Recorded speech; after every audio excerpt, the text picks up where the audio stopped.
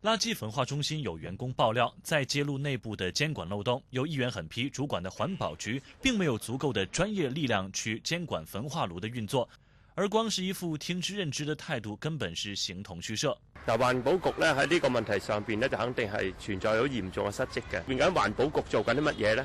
我哋睇唔到咯，環保局只係被動地去接收呢啲資料，接收人哋嘅結論嚟到去做監察。咁呢個監察其實係等於完全無效。作為政府有啲乜嘢嘅處罰方式去處理咯，還是由得佢不了了之咯？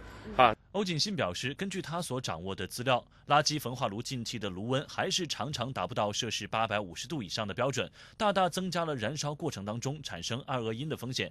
另外，有關注團體也指出，要監控分析儀其實非常的簡單，可以從加封條、反干擾、校正等3方面入手，這些都是業內非常普遍採用的檢測方法。其實呢一啲我諗係一個任何一個科研機構或者任何一個基建設施，其實都面對嘅問題嚟嘅。